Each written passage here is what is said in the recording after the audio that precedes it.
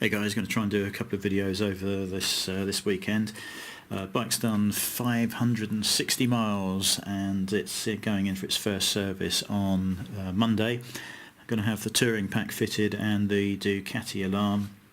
By the time I've arrived there, it's about 40 miles away. The 600 mile service light should be on, hopefully. Obviously they can't reset it if it's not on, so we've got to be over the 600 miles. Right, so we're going to talk about SERV, Service by Emergency Rider Volunteers. You've probably all seen the bikers riding around with blood on the back of their jacket. Not literally, you mean? You know what I mean. The blood transport bikers. Now, I assumed rather that was part of the NHS, and each hospital probably had one, or there was a rider for a group of hospitals. But it turns out that they're actually a charity, and they get no funding at all from the government, which I find staggering. But the only reason I've got all these leaflets is because on Thursday they ran what's called a Biker Down course at Brixworth Fire Station, and I heard about this through the Northampton Advanced Motorcyclist Club, which I've been going to. I've managed to go 2 times out of the 3 last weekends, and it's been very, very useful. I'm obviously going again tomorrow, weather permitting, but it's supposed to be nice tomorrow. So yeah, I've got an email saying there are 3 places left on this Biker Down course at Brixworth.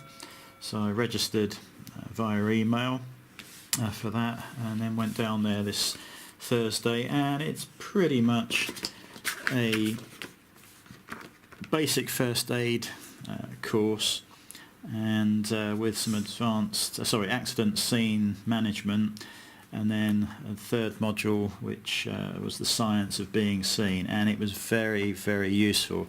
I don't know whether they run them regularly, but I would definitely advise all bikers to go on this course. There is a website. I'm going to put all these links in the description, but it's bikerdownnorthants.org.uk. I would imagine this is done throughout the country, but you're going to have to check locally where you are. 3 to 3.5 hour course, and it was excellent. So yeah, that was that. After you have done the course, you will get a certificate of attendance. It's no more than that. It's not going to bring insurance premiums down or anything like that, unlike the advanced training qualification, but it is very, very useful.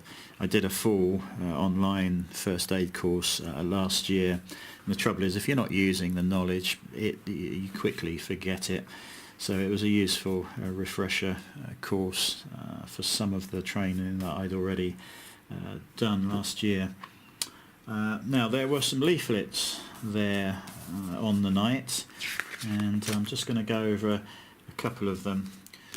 Again, this is probably down to where you live. This is produced by Northamptonshire Highways Department, and it's basically what they call a crash card.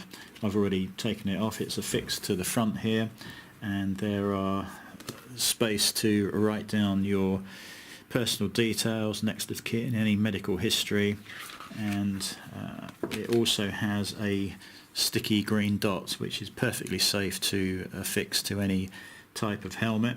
So you fill this card in and put it into the lining of your crash helmet somewhere, and then with the small green sticker goes on the right hand side of your crash helmet. In any sort of accident, the ambulance emergency services will see that green sticker, and they will know that you've got your information hopefully inside that crash helmet. I already have one of these, this type of card. It was free when I bought my Climb jacket and trousers, and that was posted over from America, which is great. Unfortunately, they left off the leading 0 of all the phone numbers because it was printed out in America, and they probably didn't realise that putting the 0 in front was actually important in the UK. But the numbers are still pretty obvious. You know, anyone reading anything on the card will know that there should be a leading 0, but a bit annoying. But I keep that in the leathers pocket, but this is obviously much more visible in an accident. So again, if you can get one of those, I would recommend that. Now, I had no idea about a crash helmet safety scheme. That's the booklet. It's a couple of years out of date, but there is a website that you can go to as well, and it is not it's not this .direct.gov.uk/sharp. It's now actually changed. If you type that in, it will redirect you, but it's actually sharp.direct.gov.uk, and this is a Department of Transport initiative, and they have tested many of the crash helmets that are available in the UK. They give each one a star rating out of, so you can have up to 5 out of 5 stars, and they are all listed by full face helmets, and then system helmets, which are the flip ones like the Schuberth I've got, and I don't think it covers any open face helmets. No, I don't think it does. Anyway, I was shocked to find that what I thought was probably one of the best and safest crash helmets around, the Schuberth C3 Pro that I've got, actually has performed, in my opinion, relatively badly. It's only got 3 out of 5 stars. This rating is based on all of the tests that they do, and if you go to their website here, you can see an animation of all the tests they do, all of the details, learning about the ratings, getting the helmet fit correct, and yeah, there's loads of information on there, and obviously it's far more up to date than this 2-year-old leaflet. But yeah, so as I say, I was very disappointed to find that the Schuberth C3 Pro did not get a maximum of 5 stars. They have also, on the system helmets, tested the flip system. I'm trying to think where they actually mention it. Yeah, latch performance, sorry. So the padlock symbol on all of the flip helmets is the latch performance, and it says the percentage of impacts where the chin guard remained fully locked, and the Schuberth C3 Pro achieved 97%. So you don't want to be one of those 3% where it failed. I'd be perfectly honest, if I had known about these ratings beforehand, I would not have bought the C3 Pro. I would have gone very carefully over this and tried to find a flip helmet with the 5 stars and 100% rating, and I'm just going to look through and see if actually any of them achieve the 5-star. Okay, so the BMW System 5 helmet achieves 5 stars and 100% latch success. Just looking down for any others.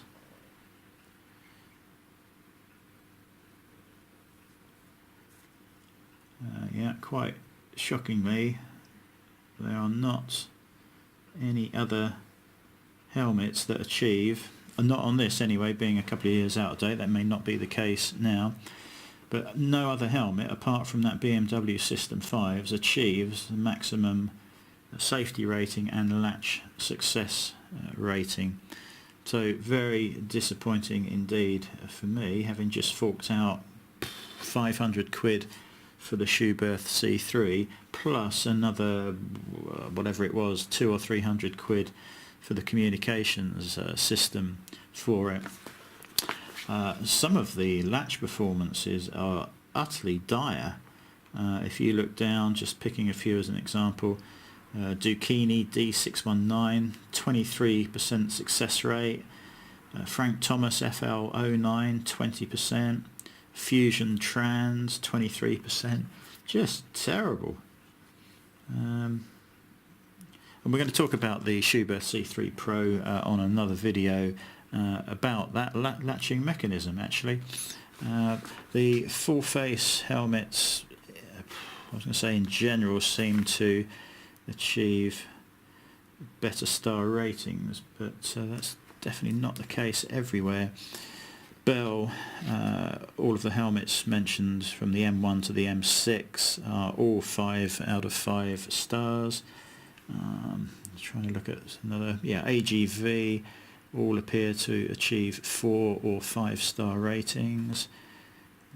What else have we got that looks very good? Just looking through the some very up and down results for Nitro. I've never heard of some of these. Nolan all achieve 4 stars. Shark all achieve 4 or 5 stars. So yeah, there does seem to be a huge variance in the safety as tested by the government department. So I would thoroughly recommend getting on to sharp.direct.gov.uk and look up the safety rating as tested by them for your helmets. I think if you read on their website, quite a few people's lives could be saved each year if they were wearing the safest helmet available. They do qualify this by saying that the helmet must fit perfectly. So really you're going to have to try a number of helmets on to get the best fit possible, and ideally choose the one with the highest safety rating. Actually, I was going to look up the Shoei helmet that I was going to... Oh, well, it's not actually listed. Where are we? No, I'm looking on the wrong page. Yeah, only one Shoei has been tested. It's the Neotech. Well, okay, so the Neotech was 4 stars and a 93% rating, so not perfect, but better than the Schuberth that I actually went for. So yeah, looks like I chose the wrong helmet from a safety point of view. So yeah, I'm pretty pissed off about that, but if you don't know that these things exist in the first place, then what can you do? So yes, I would certainly suggest that anyone goes on this Biker Down course. It's free of charge, but as they were a charity, I left a donation directly on their Just Giving website.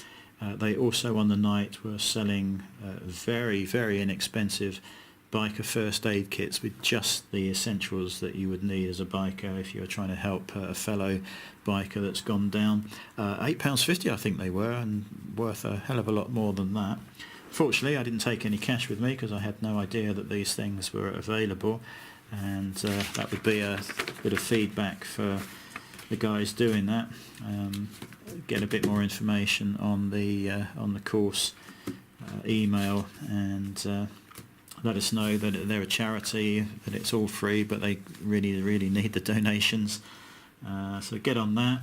This crash card seems like an excellent idea. If you do go down and you're unconscious, the details are in the helmet.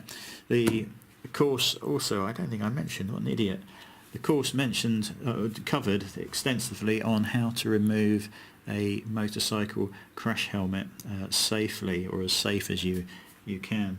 I mean, basically you do not remove an injured motorcyclist's helmet unless they are unable to breathe. This is where the first aid training comes in. If they're not breathing, the risk of taking the helmet off is far less than them not breathing and just dying. So you're going to have to take it off in that situation. And really the only other situation that you would take it off if somebody is panicking and freaking out because they've got their helmet on. You may have to remove it in that situation because they may well do more damage to themselves if you don't. But very useful information on that Biker Down course. Little certificate at the end.